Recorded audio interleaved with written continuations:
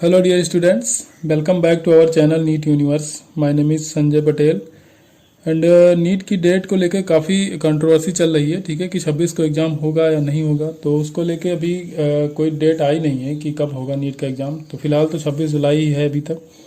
आगे क्या होता है वो बाद में पता चलेगा, और जैसे कोई न्यूज़ आती है तो मैं आपको अपडेट कर दूंगा। ठीक है, तो चलिए शुरू करते हैं। पेपर नंबर 38 आज हमको सॉल्व करना है। तो पहला क्वेश्चन यहाँ पे लिया गया है, कह रहा है कि ये एन कोई एरिया है enclose by nth orbital of the hydrogen atom. ठीक है, एन कोई एरिया जिसको nth ऑर्बिटल हाइड्रोजन एटम का है जो वो कवर करता है।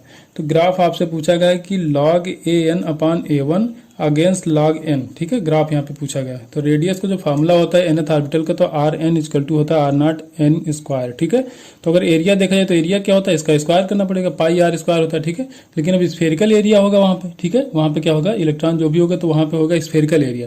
तो स्फेयर का जो एरिया होता है क्या होता है, 4 पाई आर स्क्वायर होता है। वही तो हमने किया है, 4 पाई किया, आर स्क्वायर यहाँ पे आर एन का स्क्वायर करेंगे तो क्या हो जाएगा, आर नॉट का स्क्वायर और एन की पावर 4 हो जाएगा। ठीक है, अब अगर यहाँ से a1 निकालें, ठीक है, तो जहाँ पे n है वहाँ पे 1 रख देंगे तो ये आ जाएगा 4 पाई आर नॉट का स्क्वायर। ठीक है, अब आपसे क्या पूछा गया यहाँ से, log an अपान a1। ठीक है, तो पहले an अपान a1 कर लो, तो यहाँ पे करेंगे an अपान a1। ठीक है, यही डिवाइड कर दो आप, तो यहाँ से 4 पाई कैंसिल आउट हो जाएगा, आर नॉट का स्क्वायर कैंसिल आउट हो जाएगा, तो यहाँ पे बच जाएगा an upon a1 equal to N की पावर 4। ठीक है, अब लॉग लो दोनों तरफ। ठीक है, तो यहाँ पे लॉग लोगे तो हो जाएगा ln, वेस ये है इसका पावर। ठीक है, an अपान a1। ठीक है, ये n है इजिकल टू लॉग लेते हैं, क्या होता है पावर आगे जाती है तो 4 ln n के बराबर हो जाएगा। ठीक है, तो आपको ग्राफ बताना है यहाँ पे ln और lan अपान a1 के बीच में। ठीक है, अब इसको y is equal to mx plus c से कंपेयर करेंगे, y is equal to mx plus c से, तो c यहाँ पे 0 है। ठीक है, यहाँ पे कोई इंटरसेप्ट नहीं तो c हो जाएगा 0। इसका जो आपका स्लोप आ रहा है वो 4 आ रहा है, मतलब पॉजिटिव स्लोप आ रहा है। और ग्राफ कहाँ से शुरू होगा, ओरिजिन से शुरू होगा, क्योंकि यहाँ पे इंटरसेप्ट 0 है। ठीक है, इंटरसेप्ट 0 तो ग्राफ ओरिजिन से शुरू होगा, और जो आपका स्लोप आना चाहिए वो पॉजिटिव आना चाहिए। ठीक है, तो ग्राफ ऐसे कुछ आएगा। ठीक है, तो यहाँ पे पहला ऑप्शन सही हो जाएगा, will pass through the origin. ठीक है, ओरिजिन से ग्राफ इसका पास होगा। क्वेश्चन नंबर दूसरा, यहाँ पे कोई रिजिड रॉड है। ठीक है, इसकी लेंथ l दी गई इस रॉड की, इसको रखा गया एक दीवार के अगेंस्ट यहाँ पे रखा गया, और इसको एक कांस्टेंट वेलोसिटी से अगर नीचे को लाया जाए, ठीक है, तो इसके सेंटर ऑफ मास का पाथ बताना है। ठीक है, path of the centre of the rod. ठीक है, सेंटर ऑफ द रॉड या centre of mass of the rod बोलो। ठीक है, इसको कांस्टेंट वेलोसिटी से नीचे लाया जा रहा है, तो इसकी लेंथ आपको l का है, तो इसका जो सेंटर ऑफ मास होगा कहाँ होगा, l/2 डिस्टेंस पे होगा। ठीक है, तो ये क्या हो जाएगा, l/2, ये कितना हो जाएगा, l/2। तो इसको हम मान लेते हैं कि थीटा एंगल पे है, सब स्टैंडर्ड है यहाँ पे। तो ये क्या हो जाएगा, ये वाली जो यहाँ से अगर मानो ये, तो ये कितना हो जाएगा, ये वाली एक्सिस, तो ये हो जाएगी आपकी x कंपोनेंट। अगर इसका, हाँ, इसका कंपोनेंट पहले मान लो। ठीक है, इसका जो पॉइंट है, इसका कोऑर्डिनेट है x इंटू वाई, तो जो x कंपोनेंट हो जाएगा क्या हो जाएगा, l/2 cos theta. x equal to क्या हो जाएगा, l/2 cos थीटा हो जाएगा। ठीक है, और यहाँ पे ये वाला कंपोनेंट क्या हो जाएगा, देखिए ये हो जाएगा आपका y कंपोनेंट, तो y कंपोनेंट जो आएगा तो y इक्वल टू क्या हो जाएगा यहाँ पे, l/2 साइन थीटा। ठीक है, अब हमको यहाँ पे x और y की वैल्यू निकालना हो, तो x की वैल्यू क्या आएगी, x की वैल्यू क्या हो गई, ये cos थीटा यहाँ से अगर निकाला जाए तो cos थीटा इक्वल टू हो जाएगा 2x अपान l। सो अब हमको क्या करना है, इसका स्क्वायर करके और इन दोनों का, ठीक है, इनका स्क्वायर करके आप ऐड करिए, तो यहाँ पे क्या हो जाएगा साइन स्क्वायर थीटा, तो ये हो जाएगा sine square theta plus cos square theta equal to, इनका स्क्वायर होगा तो क्या हो जाएगा 4y square upon l square, क्या हो जाएगा 4y square upon l square, और ये क्या हो जाएगा 4x square upon l square के बराबर। अब ये क्या हो जाएगा, sine square theta plus cos square theta, ये हो जाएगा 1। ठीक है, ये क्या हो जाएगा 1, तो ये इधर आ जाएगा 1, और यहाँ पे जब एलसीएम लोगे तो क्या आ जाएगा, इस तरफ l स्क्वायर एलसीएम आ जाएगा। ठीक है, ऊपर क्या कॉमन हो जाएगा 4, तो यहाँ बचेगा y square plus x square. ठीक है, तो अब इसको इस तरफ लाएंगे तो l स्क्वायर ऊपर चलाएगा, 4 नीचे चलाएगा, तो x square plus y square equal to क्या आ जाएगा, l स्क्वायर अपान 4। ठीक है, तो यहाँ पे लिख लेते हैं x square plus y square equal to हो जाएगा l स्क्वायर बाई 4। तो ये किसका इक्वेशन होता है, ये होता है इक्वेशन सर्किल का। अब यहाँ पे क्या होता है, X square plus Y square equal to A square होता है सर्किल में, तो ए स्क्वायर की जगह क्या लिखा हुआ है, यहाँ पे एल स्क्वायर अपान 4 लिखा हुआ है, तो ए इक्वल टू क्या हो जाएगा, l/2 आ जाएगा, मतलब ये होता है रेडियस। ठीक है, जो सर्किल होता है उसका रेडियस होता है, तो जो इसका पाथ होगा वो क्या निकल के आएगा, सर्कुलर पाथ आएगा यहाँ पे। ठीक है, circular path with radius l/2। ठीक है, ये क्या हो जाएगा, इसका रेडियस जो आएगा l/2। इसको ऐसे सॉल्व कर सकते हैं, इतना टफ नहीं, बस थोड़ा सा कॉन्सेप्चुअल क्वेश्चन था, इस तरह के क्वेश्चन पूछे जा सकते हैं। क्वेश्चन नंबर 3 है आसान क्वेश्चन। यहाँ पे कहा गया कोई रॉकेट है 2000 kg इसका मास है और ये जो मास एक्सपेल कर रहा है 0.5 kg पर सेकंड, ठीक है, एग्जॉस्ट कर रहा है। इसकी वेलोसिटी दी गई 400 मीटर पर सेकंड और ये कितने सेकंड के लिए दिया गया है? 5 सेकंड के लिए दिया गया। तो कहा गया कि आपसे बताना इसमें the increase in the speed of the rocket in this time, 5 second बाद कितनी वेलोसिटी उसकी बढ़ जाएगी, ये आपको यहाँ पे बताना है, ठीक है। तो देखिए dm/dt, जैसे F इक्वल टू देखा जाए तो क्या होता है यहाँ पे आपका dm/dt इंटू यू, ठीक है, u dm/dt। एफ को क्या लिख सकते हो? एम ए के बराबर लिख सकते हो, तो एम लिख सकते हो ए क्या होता है? dv/dt होता है, ठीक है। आपको चाहिए dv, चेंज इन वेलोसिटी तो चाहिए, तो u की वैल्यू आपको दिया गया है 400, ठीक है। dm/dt की वैल्यू दे दिया गया है 0.5 kg पर सेकंड, ठीक है।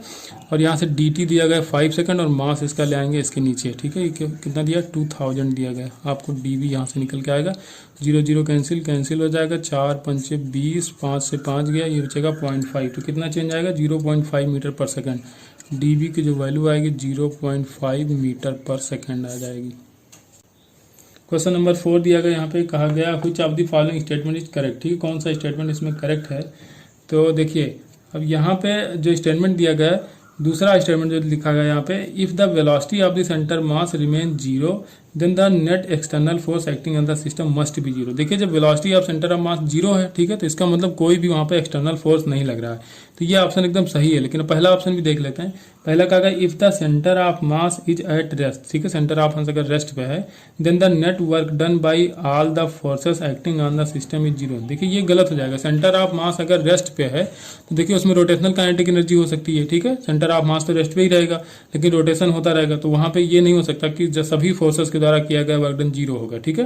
लेकिन अगर बी ऑप्शन यहाँ पे देखो तो कहा कि वेलोसिटी ऑफ मास अगर जीरो है तो उस पर कोई एक्सटर्नल फोर्स नहीं लग रहा है, ठीक है, एक्सटर्नल फोर्स लगेगा तो velocity of centre of mass zero नहीं हो सकता। सी ऑप्शन भी दिया गया, इसमें कहा गया if the speed of centre of mass is changing then there must be some work done by the internal forces, नहीं एक्सटर्नल फोर्स होना चाहिए, ठीक है, एक्सटर्नल फोर्स जब वर्क करेगा तब यहाँ पे क्या होगा? स्पीड में कोई चेंज आएगा, ठीक है, तो ये भी ऑप्शन गलत हो जाएगा।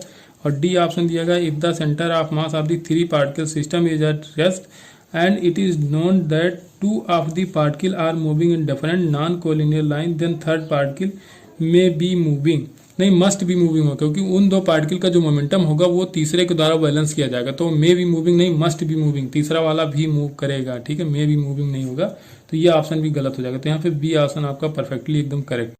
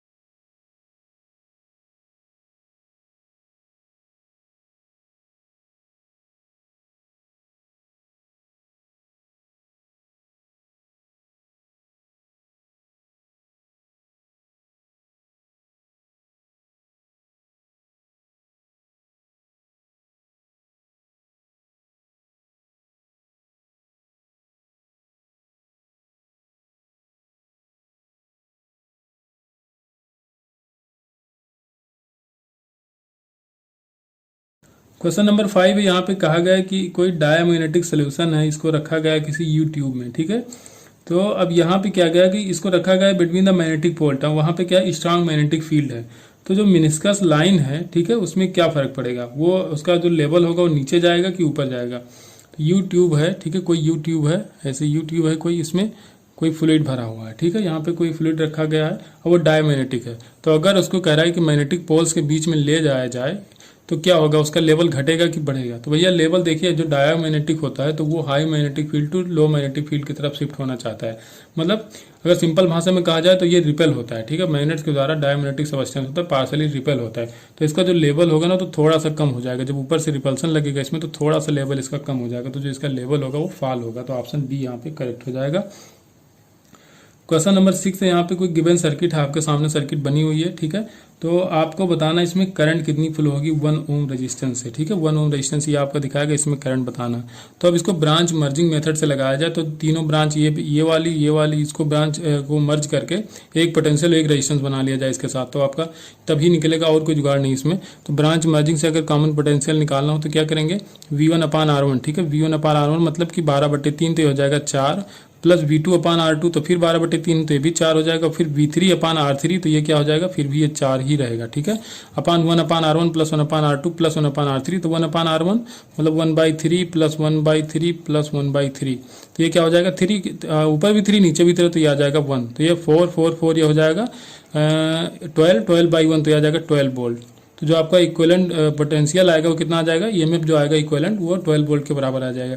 अब रेजिस्टेंस जोड़ना है तो तीनों पैरेलल में है, ठीक है। तो रेजिस्टेंस कितना आ जाएगा 1 ओम के बराबर आ जाएगा तीनों का। तो अब ये 1 ओम के साथ जब इनको लगाओगे तो बैटरी कौन सी लगेगी 12 वोल्ट की, ठीक है। 12 वोल्ट ईएमएफ आया कॉमन, और एक रेजिस्टेंस आएगा 1 ओम का। अब 1 ओम यहाँ पे पहले भी लगा हुआ है, तो इसी में करंट आपसे पूछा गया, तो जो करंट इस सर्किट में फ्लो करेगी वही इसमें से निकल के जाएगी, इधर नहीं इधर से आएगी करंट। बैटरी का डायरेक्शन ये पॉजिटिव टर्मिनल है। तो I इक्वल टू क्या हो जाएगा V/R, V कितना है 12, R कितना हो जाएगा 1 ओम और 1 ओम तो 2 ओम, तो ये आ जाएगा 6 एम्पियर, ठीक है। 6 एम्पियर करंट फ्लो करेगी, यहाँ से करंट निकलेगी, ऐसे जाएगी, ठीक है। इसको समझ में आया कि नहीं, ये होता है E1/R1 प्लस E2/R2, तो वही हमने कर दिया डायरेक्ट, ठीक है। 12/3 तो 4 4 4 लिख दिया, यहाँ भी 12/3 है, यहाँ भी 12/3 है। क्वेश्चन नंबर 7 है, यहाँ पे रेजिस्टेंस दिए गए, आपको दिख रहा है सर्किट, लंबी चौड़ी सर्किट दी गई, इक्विवेलेंट रेजिस्टेंस पूछा गया है, ठीक है।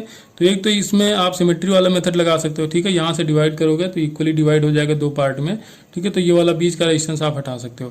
लेकिन अब दूसरी तरफ इसको अगर आप देखोगे तो बैलेंस हुई ट्यूटोन ब्रिज से भी लगा सकते हो कि ये वाला जो पार्ट है, ये वाला पार्ट है, ये वाला पार्ट, ये चारों सेम है, ठीक है। जब चारों सेम है तो जो बीट का रेजिस्टेंस होगा ये हो जाता है बेकार।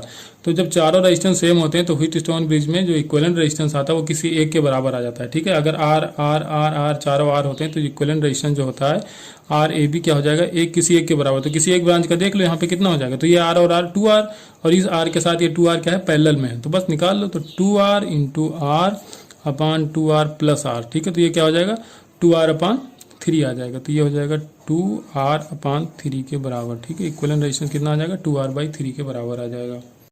क्वेश्चन नंबर 8 है, यहाँ पे कहा गया if the coil of the transformer are made up of thick wire, ठीक है। थिक वायर से जब बनाओगे तो जो उसमें हीट लॉस होता है, ठीक है, तो वो कम होगा, क्योंकि वहाँ पे जब वायर थिक बनाओगे तो क्रॉस सेक्शनल एरिया ज़्यादा होगा तो रेजिस्टेंस कम होगा। जैसे रेजिस्टेंस देखो क्या होता है R/L/A, जब थिक बनाओगे तो A ज़्यादा होगा, तो A ज़्यादा होगा तो R कम होगा, R कम होगा, ठीक है। तो वहाँ पे क्या रहेगा, नहीं A ज़्यादा होगा तो R कम होगा, R कम होगा तो रेजिस्टेंस करंट ज़्यादा रहेगी, ठीक है। तो वहाँ पे जो लॉस होगा वो कम हो जाएगा, ठीक है।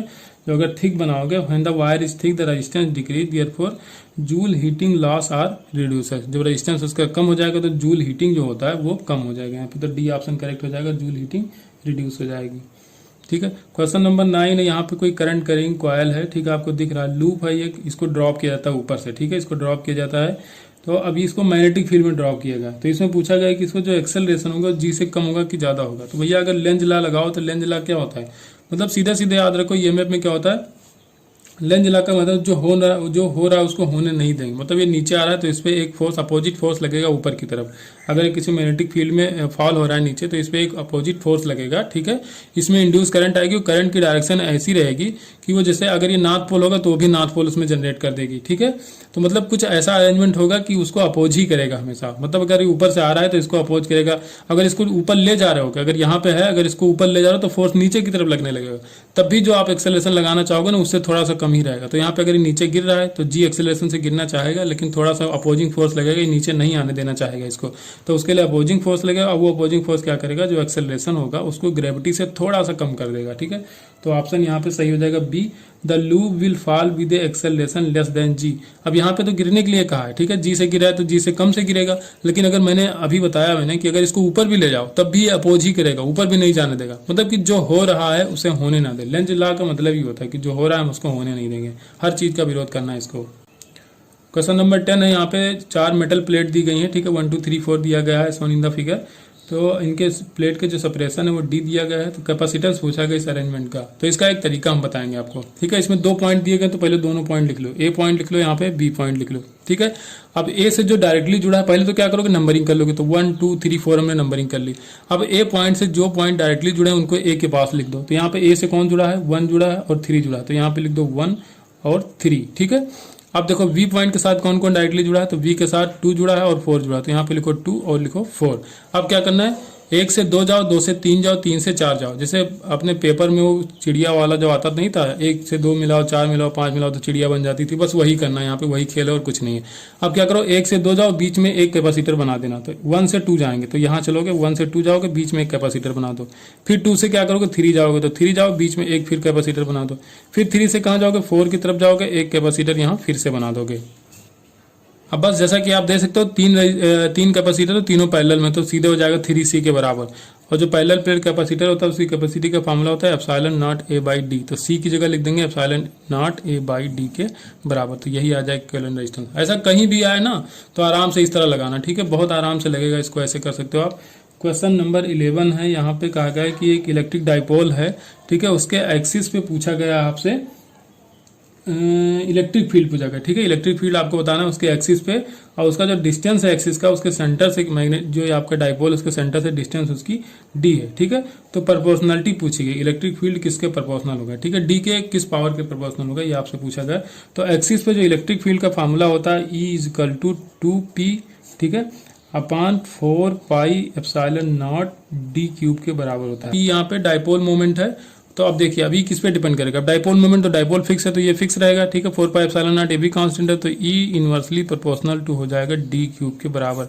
तो एक्सिस पे जो भी इलेक्ट्रिक फील्ड आएगा यहाँ इस पॉइंट पे, ठीक है, एक्सिस पे है ना, ठीक है, ये इक्वेटोरियल पोजीशन हो जाती है, यहाँ पे एक्सिस है, ठीक है। तो एक्सिस पे क्या हो जाएगा, E inversely proportional to D cube हो जाएगा। क्वेश्चन नंबर 12 है, ये भी आसान क्वेश्चन है। यहाँ पे एक प्रोजेक्टाइल है जिसको फायर किया गया अर्थ सरफेस से, ठीक है, अर्थ का रेडियस है r, इसकी वेलोसिटी है ईटा इंटू वी। और वी के यहाँ पे स्केप वेलोसिटी है, ईटा की वैल्यू लेस देन 1 है। Neglecting the year resistance the orbital velocity of the projectile, orbital velocity आपको बताना है, ठीक है। तो अब देखिए हम क्या करेंगे, एनर्जी बैलेंस करेंगे, ठीक है। एनर्जी बैलेंस कैसे करेंगे, अब जैसे प्रोजेक्ट कर रहे हैं सरफेस से, तो सरफेस पे वहां से प्रोजेक्ट करेंगे तो वेलोसिटी उसको दी गई ईटा यानी के बराबर, वी के बराबर, ठीक है। तो हाफ mv स्क्वायर प्लस इसका पोटेंशियल एनर्जी जहां से फायर किया गया, फिर जिस पोजीशन पे पहुंच के ये मूव कर रहा है वहां पे इसका जो काइनेटिक एनर्जी होगा वो, और वहां पे जो पोटेंशियल एनर्जी होगा उसको, तो दोनों एनर्जी यहाँ पे क्या हो गई, मैकेनिकल एनर्जी कंजर्व हो गई, ठीक है। तो यहाँ पे वैल्यूज रखो, तो ये हो जाएगा हाफ m, और वी की जगह क्या रखोगे आप, ईटा वी आपको दिया गया, तो ईटा वी का स्क्वायर माइनस हो जाएगा माइनस GM अपॉन r, ठीक है, is equal to half m v0 का square minus GM upon r, ठीक है। अब ये होगा, अब क्या करोगे आप, अब न्यूटन लॉ, अगर देखो न्यूटन लॉ का जो फार्मूला होता है तो वो क्या, उससे लिख सकते हो आप GM upon r square equal to जो सेंट्रीपिटल फोर्स होगा, ठीक है, mv स्क्वायर अपॉन r, ठीक है। तो अब जहां पे GM अपॉन r स्क्वायर है, ठीक है, तो इस r को यहाँ ले आओ, इस r को इधर लाओ, तो क्या करोगे, एक r कैंसिल आउट हो जाएगा, ठीक है। इसको हम यहाँ ले आए, तो GM अपॉन r की जगह लिख सकते हो mv0 का स्क्वायर, मतलब mv स्क्वायर लिख सकते हो। अब देखो बस थोड़ी सी वैल्यूज यहाँ पे चेंज करनी, हाफ m, ये हो जाएगा ईटा स्क्वायर, ये हो जाएगा VE का स्क्वायर, माइनस आप जहाँ GM अपॉन r है तो वहाँ पे क्या लिख देंगे आप, MVE स्क्वायर, ठीक है। यहाँ पे VE था तो यहाँ पे VE स्क्वायर लिख दोगे, इजकल टू हाफ MV0 का स्क्वायर माइनस GM की जगह क्या लिख दोगे, MV स्क्वायर, ठीक है, MV0 स्क्वायर जो दिया हुआ है आपको। तो यहाँ पे इधर क्या बचेगा, minus of half MV0 square, इस तरफ क्या बचेगा, इस तरफ अगर आप हाफ m कॉमन ले लोगे, ठीक है, V स्क्वायर भी कॉमन हो जाएगा, VE स्क्वायर भी कॉमन हो जाएगा, तो यहाँ क्या बचेगा, ईटा स्क्वायर माइनस ऑफ 1। लेकिन अब इधर माइनस में माइनस को काटना पड़ेगा, तो हम माइनस अगर इसमें से कॉमन लेंगे तो बाहर माइनस आएगा, तो ये माइनस हो जाएगा और ये प्लस हो जाएगा, ठीक है। तो अब यहाँ से देखिए माइनस हाफ कैंसिल आउट हो जाएगा, ठीक है, m से m कैंसिल आउट हो जाएगा। आपको चाहिए V0 स्क्वायर, मतलब V0 की वैल्यू चाहिए, V0 स्क्वायर नहीं चाहिए, तो यहाँ पे स्क्वायर हटाओगे तो इधर रूट आ जाएगा, तो रूट अगर करोगे तो VE बचेगा, और इनसाइड रूट के क्या आ जाएगा, 1 माइनस ईटा का स्क्वायर, ठीक है, ये आ जाएगा आपका आंसर।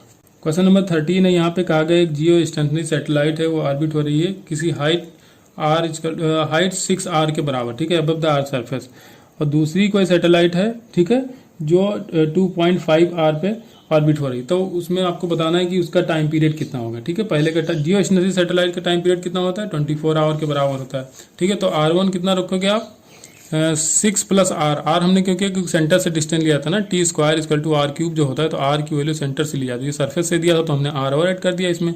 तो आपको निकालना है T2, तो हम रखेंगे T2 upon T1 upon equal to R2 upon R1। R2 कितना दिया है, 2.5 दिया, तो उसमें भी R आप ऐड करोगे तो आ जाएगा 3.5 R, पहले कितना था 7R के बराबर, इसकी पावर लिख दोगे 3/2। ठीक है, ये R कैंसिल आउट होगा, 3.5 इंटू 2 तो 1/2 आ जाएगा। तो T2 की वैल्यू आ जाएगी, T1 वैल्यू कितनी हो जाएगी 24 आवर, और यहाँ पे हो जाएगा 1/2 की पावर 3/2। ठीक है, या 2√2 लिख सकते हो इसको पावर हटाओ, यहाँ पे लिख दो 2√2, तो यहाँ इसको कैंसिल करोगे आ जाएगा 12। ठीक है, अब यह 6 इंटू 2 लिख सकते हो, तो 6 इंटू 2 और 2 को √2 से डिवाइड करो तो आ जाएगा 6√2 के बराबर। ठीक है, तो कितना आ जाएगा 6√2 आवर्स के बराबर।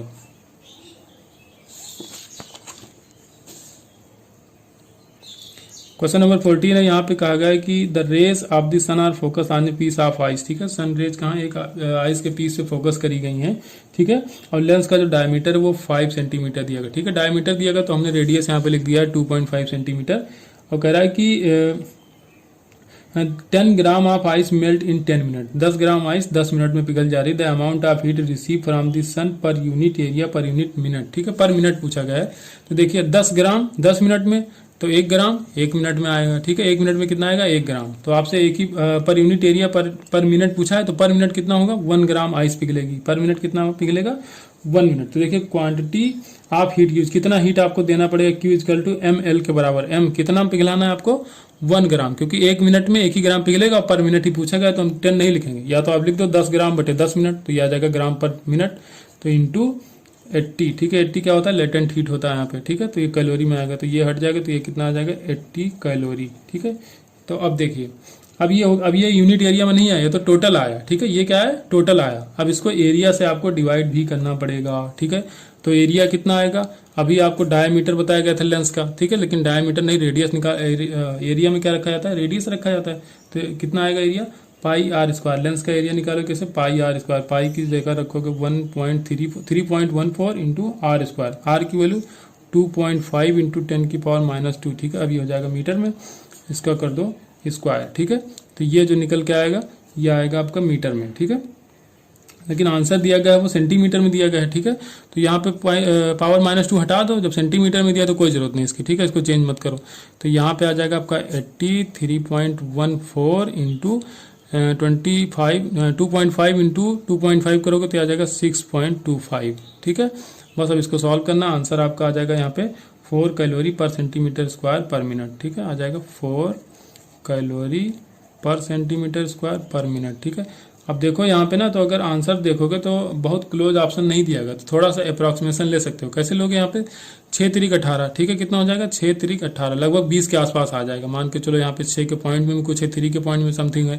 ठीक है, तो ये 20 के आसपास आ जाएगा, तो 20 इंटू 4 करोगे तो 80 आएगा, तो लगभग 4 ही तो आएगा, बाकी ऑप्शन यहाँ पे बहुत दूर दूर दिया गया। ठीक है, और यहाँ पे एक में तो कैलोरी दिया ही नहीं गया है। ठीक है, सिर्फ दे दिया 4 जूल, तो जूल में तो आएगा नहीं, क्योंकि 80 कैलोरी होता है यहाँ पे, जो स्पेसिफिक हीट होती है, लेटेंट हीट जो होती है, तो कैलोरी में है यहाँ पे।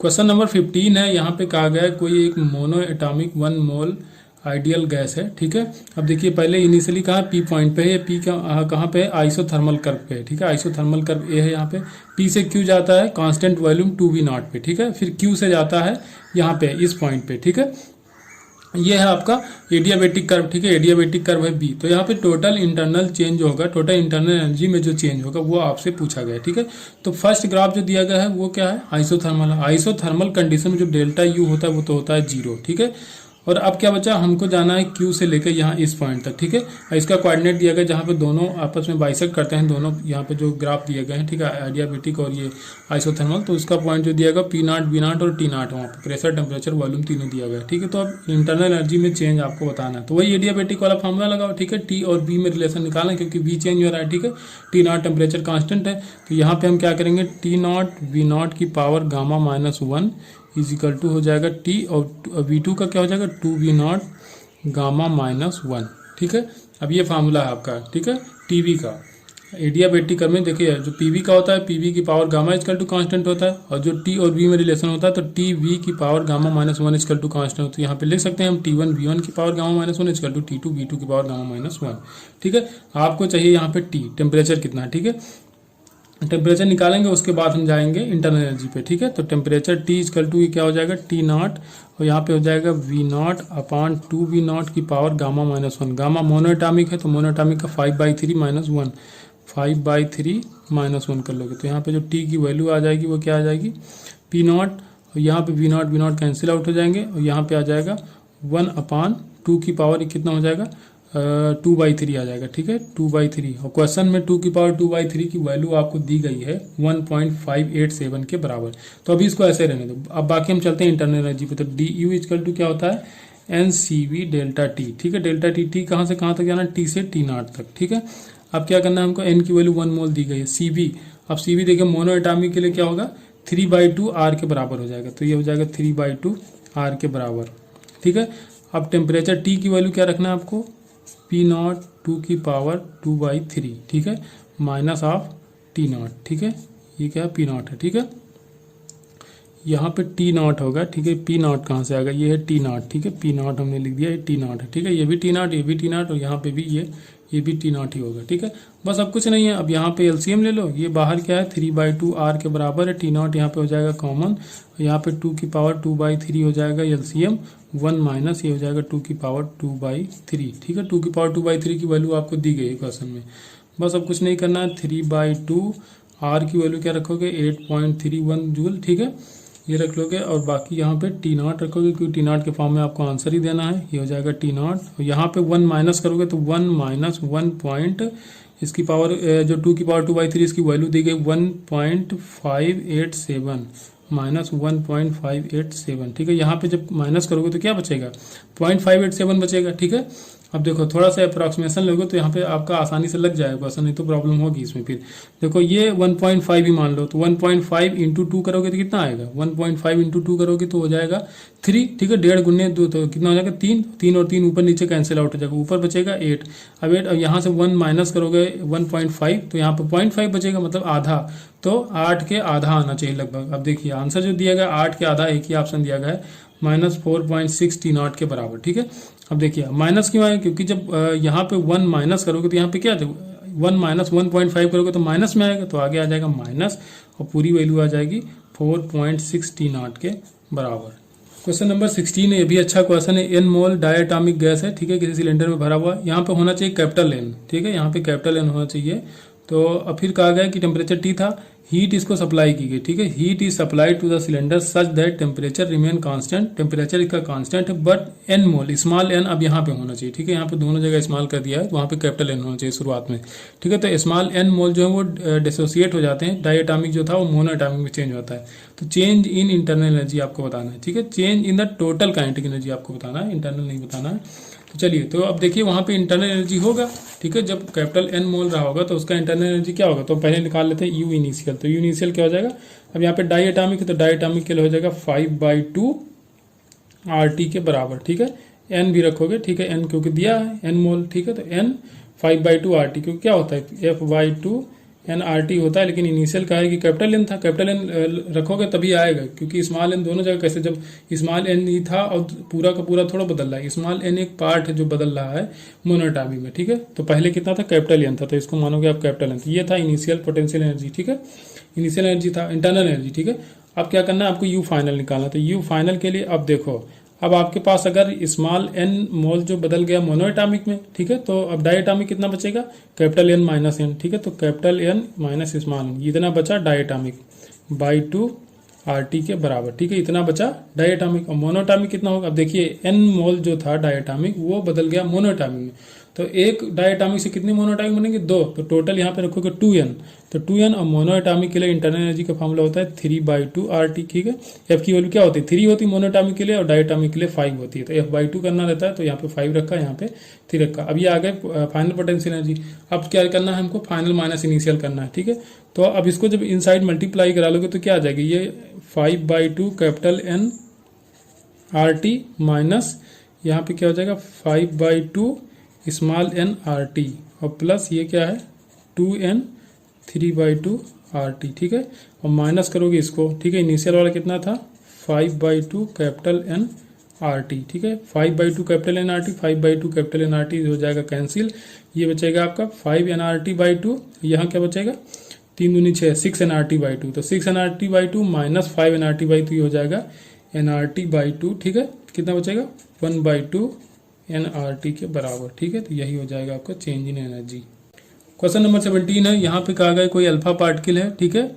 तो उसका स्पेसिफिक मास दिया गया, ठीक है। स्पेसिफिक चार्ज दिया गया, तो स्पेसिफिक चार्ज क्या होता है, चार्ज पर यूनिट मास जो होता है वो स्पेसिफिक चार्ज होता है, ठीक है। वेलोसिटी दी गई है 2 × 10⁵ मीटर पर सेकंड।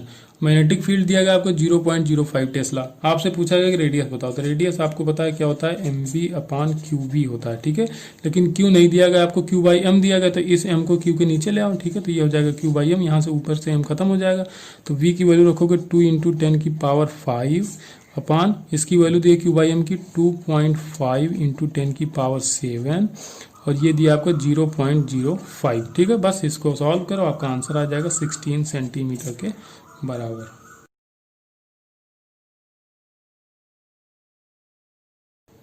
क्वेश्चन नंबर 18 है, देखिए अब ये पढ़ने में तो बहुत बड़ा है, इतना पढ़ने लगोगे ना तो ये नीचे पढ़ते पढ़ते ऊपर का भूल जाओगे कि लिखा क्या था, ठीक है।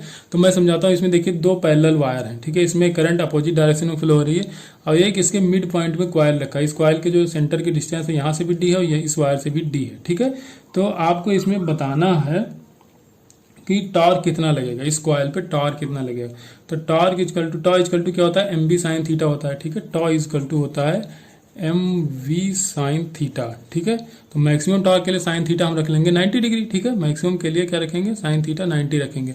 अब देखो ये टॉर्क, अब m की वैल्यू होती है I × a, और ये हो जाएगा v। अब I तो आपको पता है, ठीक है। करंट I फ्लो कर रही, कह दिया अगर लूप में करंट कितनी है I बता दिएगा, ठीक है। तो लूप की करंट होगी I।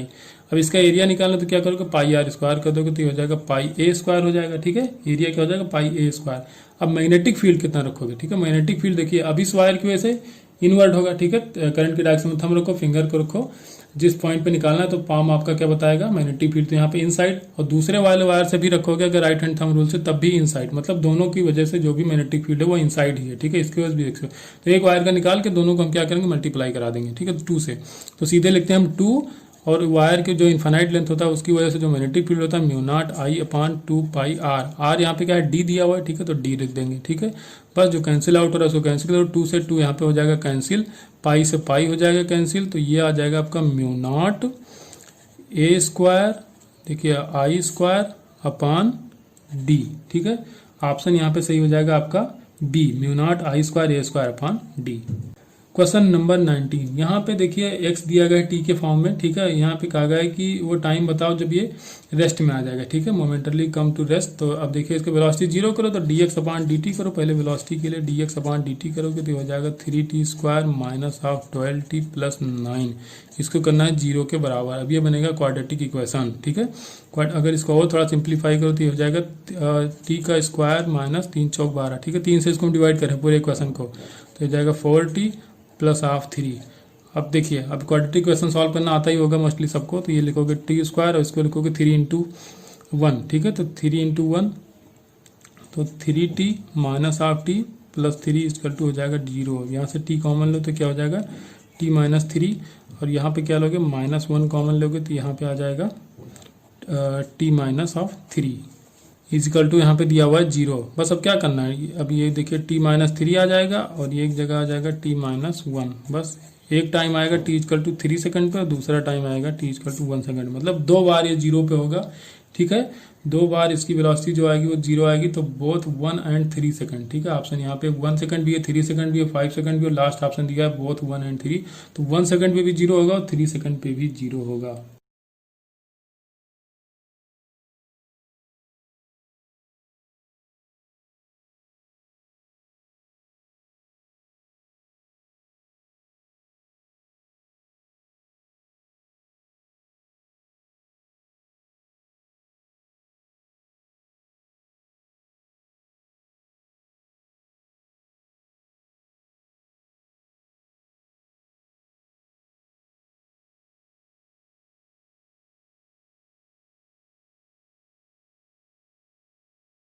क्वेश्चन नंबर 20 आसान क्वेश्चन है, इसमें वीन्स डिस्प्लेसमेंट लॉ लगाना है आपको, ठीक है। यहाँ पे टेम्परेचर बताना है आपको। चलिए शुरू करते हैं। पे वीन्स का जो कांस्टेंट होता है वो आपको दिया गया है, टेम्परेचर बताना है, तो वीन्स का कांस्टेंट दिया गया है इसमें 2892 इंटू 10⁻⁻6 मीटर पर कूलाम, और आपको जो यहाँ पे वेवलेंथ दिया गया है वो 14.46 माइक्रोन दिया है, तो 10⁻⁻6 यहाँ -6 दिया है। यहाँ पे करोगे, देखिए अब डिवाइड करना आसान है, 14 दूनी 28, ठीक है। 2 करोगे तो 28 होगा, यहाँ पे 2 पॉइंट हटाओगे तो 2 जीरो ऊपर बढ़ जाएगा, ठीक है। तो यहाँ पे 10 स्क्वायर हो जाएगा, दो ये तो ठीक है, तो बस 200 आ जाएगा सीधे सीधे। यहाँ पे कितना आ जाएगा, यहाँ पे 200 केल्विन आएगा। क्वेश्चन नंबर 21, ये भी बहुत आसान क्वेश्चन है। इसमें कहा गया है कि 5 पर्सन ABCD हैं, ठीक है, ABCDE, ये किसी ब्लॉक को खींच रहे हैं, ठीक है। कार्ट यहाँ पे कहा गया किसी कार्ट को खींच रहे हैं, तो इसका एक्सेलरेशन कितना है, 3 मीटर पर सेकंड हुआ है, और ये ईस्ट डायरेक्शन में खींच रहे हैं, ठीक है। अब कहा गया कोई अदर पर्सन आ रहा है जो इसको वेस्ट डायरेक्शन में फोर्स लगा रहा है 100 न्यूटन का, ठीक है। 100 न्यूटन का फोर्स अगर वेस्ट डायरेक्शन में लगा दिया तो फाइनल एक्सेलरेशन कितना होगा। तो पहले देखिए इन पांचों के द्वारा कितना फोर्स लगाया जा रहा है, ठीक है। तो फोर्स इक्वल टू क्या हो जाएगा, F equal to MA, M इसका 100, A दिया है 3 मीटर पर सेकंड, इसका हो जाएगा 300 न्यूटन। 300 न्यूटन ये लोग फोर्स लगा रहे थे, तब इसका एक्सेलरेशन आ रहा था 3 मीटर पर सेकंड स्क्वायर। अब 100 न्यूटन अगर अपोजिट कोई फोर्स लगा रहा है तो उतना फोर्स इसमें से घटा दो, तो टोटल अगर बाद में एक्सेलरेशन की बात की जाए तो एफ नेट कितना हो जाएगा 300। अभी तो ये भी लगा रहे हैं, ठीक है, ये तो अब भी लगा रहे हैं पांचों, तो 300 आगे की तरफ खींच रहे हैं, दूसरा कोई चुतिया आ गया वो पीछे की तरफ खींच रहा है, ठीक है। तो इसको माइनस कर दो 100, और अपान मास कितना है 100, तो ये हो जाएगा ऊपर 200 और नीचे हो जाएगा 100, ठीक है। कैंसिल करो तो आ जाएगा 2 मीटर पर सेकंड स्क्वायर के बराबर। क्वेश्चन नंबर 22, अगेन आसान क्वेश्चन, ठीक है। एक कोई एलिवेटर है, ठीक है, उसका जो वेट है वो है 6000 kg के बराबर, इसको ऊपर खींचा जा रहा है, एक्सेलरेशन दिया है 5 मीटर पर सेकंड स्क्वायर, जी की वैल्यू दी गई 10 मीटर पर सेकंड का, टेंशन आपसे पूछा गया, तो टी इक्वल टू सीधे हो जाता है mg, तो m है आपको दिया गया 6000 kg, और g क्या रखोगे, g इफेक्टिव रखोगे, तो g की वैल्यू 10 होती है, ऊपर की एक्सेलरेशन भी दिया गया 5 मीटर पर सेकंड स्क्वायर, तो इसमें 5 ऐड भी कर दोगे तो ये हो जाएगा 15, और 15 छक्का 90, और ये 3 जीरो ये भी रहेंगे, तो ये हो जाएगा 90,000 न्यूटन के बराबर, ठीक है, न्यूटन में आएगा ये। क्वेश्चन नंबर 23, फिर से ये भी आसान क्वेश्चन, इसको कह सकते हो थोड़ा सा एक कॉन्सेप्ट यूज हुआ है इसमें। कोई रेडियो एक्टिव मटेरियल ये डिके करा है साइमल्टेनियसली इमिशन 2 पार्टिकल को इमिट करा, दोनों की हाफ लाइफ दिया गया है 1620 ईयर पहले का, दूसरे का दिया गया है 810 ईयर, ठीक है, रेस्पेक्टिवली दोनों का दिया गया है। The time after which 1/4 of the material remains, वो टाइम बताना है जब 1/4 बचेगा, ठीक है। तो अगर इनका हम लोग देखें कॉमन जो आएगा आपका जो हाफ लाइफ है, ठीक है, तो कॉमन हाफ लाइफ का फार्मूला अगर देखा जाए तो वो होता है T equal to T1 into T2 upon T1 plus T2, इसको याद कर लो, अगर याद है तो बहुत अच्छी बात है, ठीक है। 1620 गुणे 810 बटे 1620 प्लस 810, ठीक है, बस इसको कैंसिल आउट करो तो यहाँ से जो T निकल के आ जाएगा, ठीक है, देख लेते हैं, तो ये आ जाएगा ऊपर 1620 810, यहाँ कितना हो जाएगा 16 8 24, ठीक है, 8 से 2430, ठीक है, ये हो जाएगा आपको 2430, ठीक है, ये कैंसिल करो, 81 को 3 टाइम्स ले जाओगे तो आ जाएगा 243, और 3 से इसको कैंसिल आउट करो तो 3 बचे 15, 1 बचेगा, 2 3 चौक 12, ये आ जाएगा 540। कितना टाइम लगेगा 540 आ गया half life, common half life जो आएगा वो आ जाएगा 540, ठीक है, साफ साफ लिख देता हूँ 540, तो 540 मिनट लगेगा उसको आधा होने में, ठीक है।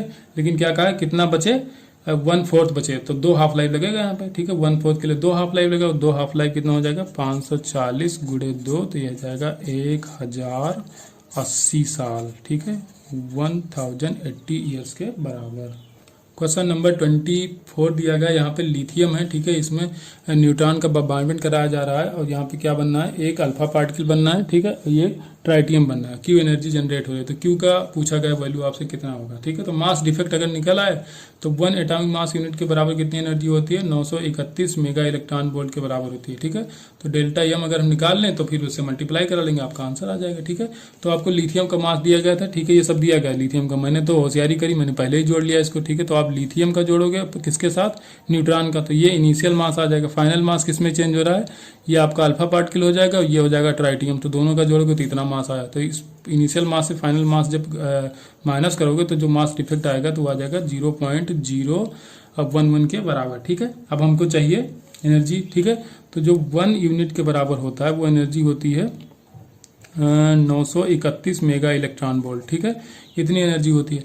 लेकिन आपको चाहिए, ठीक है, इतने का, तो इसको इसमें मल्टीप्लाई करा दो, तो इसमें जब मल्टीप्लाई कराओगे तो ये आ जाएगा 931 गुणे 0.011 के बराबर। तो इसको जब सॉल्व करोगे तो आ जाएगा लगभग 10 से थोड़ा सा ज़्यादा आएगा, तो 10.4 ऑप्शन दिया गया है, तो यही हो जाएगा आपका 10.415 के बराबर।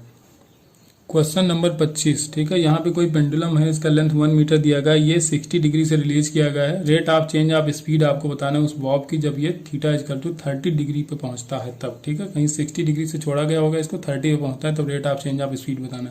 तो देखिए रेट ऑफ चेंज ऑफ जो स्पीड होती है तो इसमें जो टेंजेंशियल एक्सेलरेशन होता है वही तो चेंज करता है स्पीड को, ठीक है। तो rate of change of speed मतलब कि इनडायरेक्टली आपसे एक्सेलरेशन पूछा गया, क्योंकि rate of change of speed क्या होता है, एक्सेलरेशन ही तो होता है v/t, ठीक है। तो इनडायरेक्टली आपसे एक्सेलरेशन पूछा गया, तो एक्सेलरेशन यहाँ पे क्या हो जाएगा, फोर्स लग रहा है, टेंजेंशियल फोर्स लग रहा है mg sin थीटा, तो mg sin थीटा फोर्स है, मास से डिवाइड को तो एक्सेलरेशन आया, तो मास मास हो जाएगा कैंसिल, तो at की जो वैल्यू आ जाएगी वो आ जाएगी g sin 30 के बराबर, और यही हो जाएगा आपका जो rate of change of speed है उसके बराबर, ठीक है।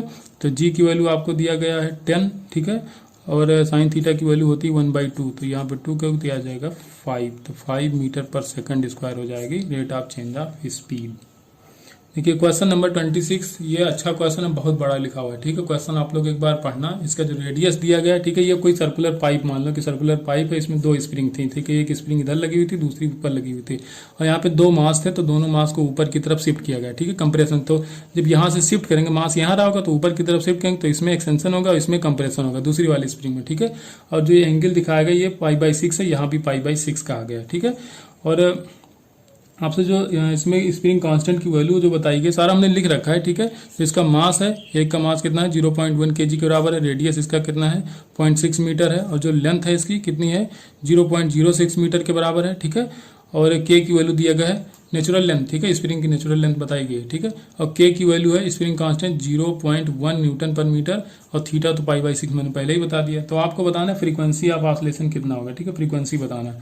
तो इसका अगर जनरल फार्मूला यूज किया जाए तो t अगर देखा जाए तो t क्या होता है, टाइम पीरियड हम निकालेंगे तो फ्रीक्वेंसी तो निकल ही आएगा।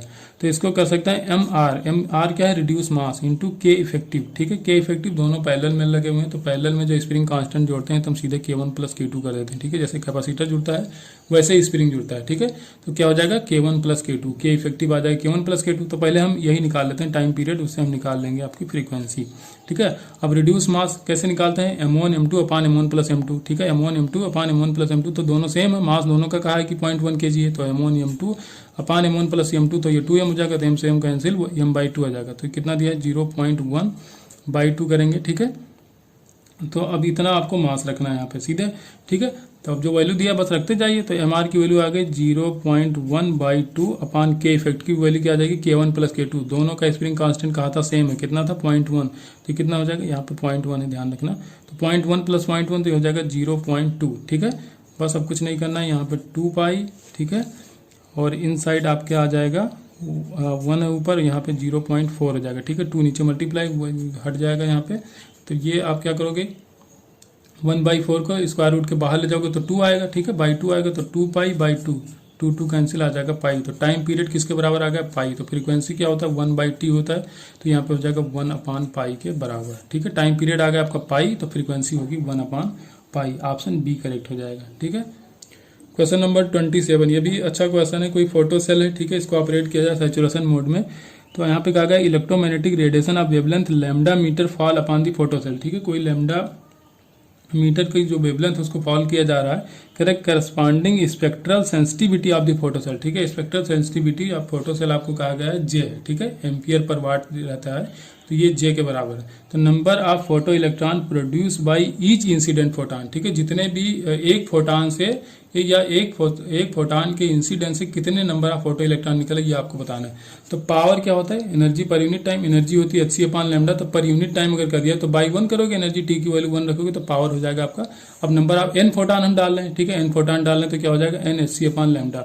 अब फोटो करंट, तो फोटो करंट क्या होती है, I क्या हो जाएगा E/T होता है, फिर यहाँ पे पर यूनिट टाइम लेंगे, ठीक है, तो E/T करोगे, ठीक है। लेकिन अब यहाँ पे कितने फोटो इलेक्ट्रॉन निकले, हमने मान लिया कि n डैश निकल रहे हैं, ठीक है, हमने क्या मान लिया कि n डैश फोटो इलेक्ट्रॉन यहाँ पे निकल रहे हैं, ठीक है।